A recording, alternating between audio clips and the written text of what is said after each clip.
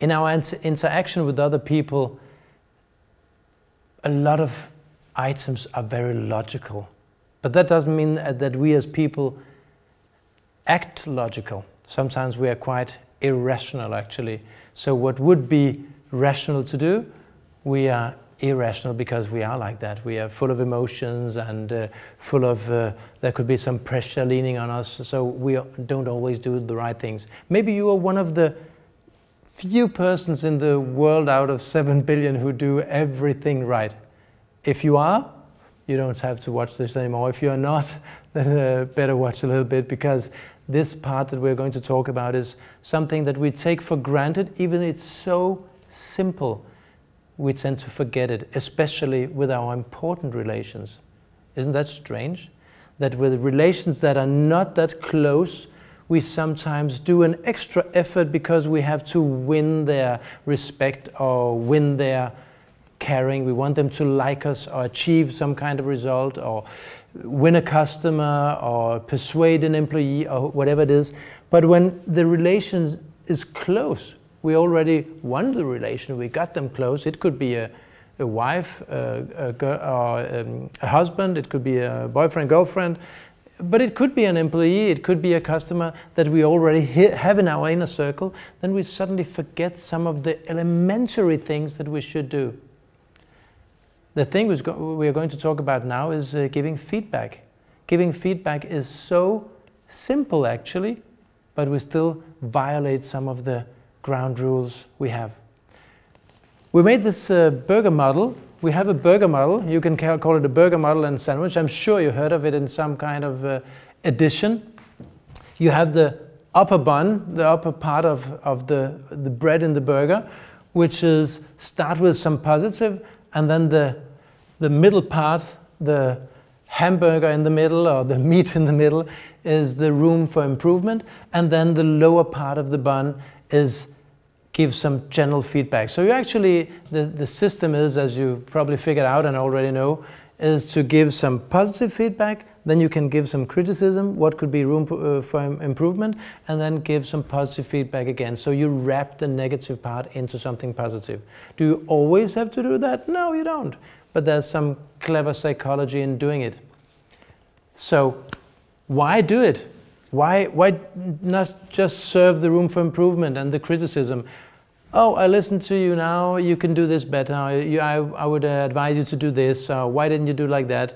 Because if we want to open people up and open their minds, it's better to put some positive on first. This is what you did well, this is what you did well too, and this I really liked, it was really good. Then a lot of people do something that will diminish what you just said, if not erase it totally. They say, but. Have you ever heard about that? Saying, yes, but, or you did this good, but, oh, I think that this could be right, but. When you say but, it's the biggest eraser in the total universe, I think, because you certainly erase what you just said. It loses its value totally.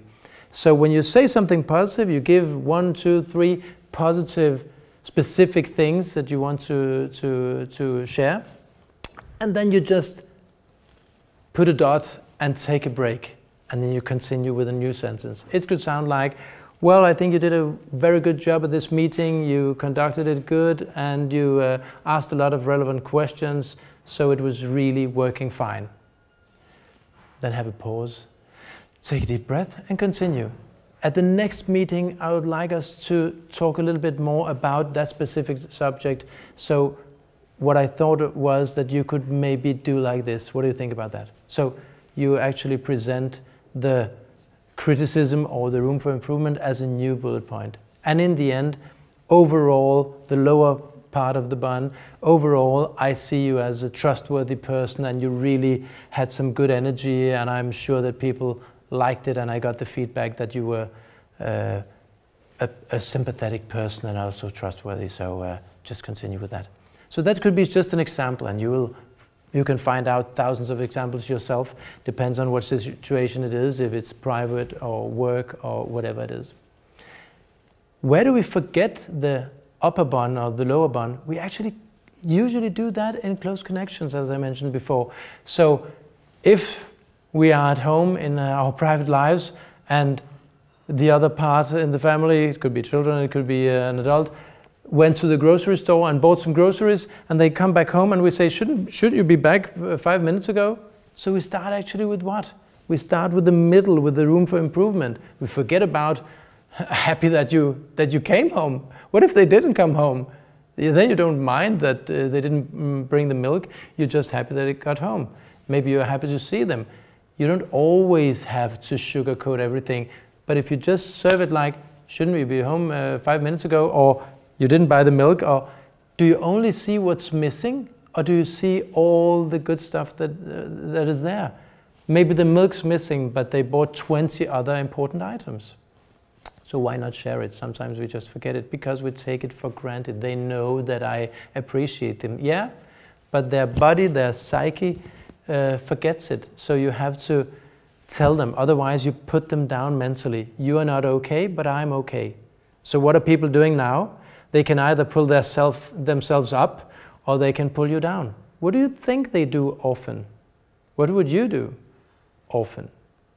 Well, I can tell you, if you don't already guessed it, most people, some pull themselves up, and sometimes we do that, but most people will pull the other one down. And then we are both not okay. And this is our mental state for the next situation we meet. Another person arrives and says, what happened to you? You don't look that happy. No, but we arrived earlier than you did. And then we pull them down too. And then it spreads like fire. So it's very important. So if you want to serve something negative or room for improvement, try to wrap it in some positive, but you don't always have to do that. Sometimes, if you're not genuine about it, if you just give the positive feedback in the beginning to be able to serve the negative, then it won't work. If you always do that, always when you give something positive, there's something negative connected to it, it won't work. They will just wait, yeah, what are you going to say? I know something's not good. So sometimes just give the upper bun. Say, do you know what? I'm happy about this. I think you did this terrific, and I like you. And then they say, and what? What did I do wrong? No, that's it. Have a nice day. Bye. So sometimes just serve the positive instead of just coming home with flowers when you did something wrong. They will ask you, what did you do? Nothing. So give some flowers sometimes without any expectations back. Just give it because you want to share. That's the same way with positive feedback. And sometimes you just say, do you know what? I could give you a lot of positive feedback, but you know that already. What's really bothering me now, and I have to share it, is that this is not okay. That's also fair. We're talking about in general. Try to be more clever than just being on automatic pilot. So think about how you want to receive feedback and how you give it. That's what I would like you to practice for the next couple of days. So really try it and look how people do it, and find your own way of doing it better. If it works, it's good. If not, change it.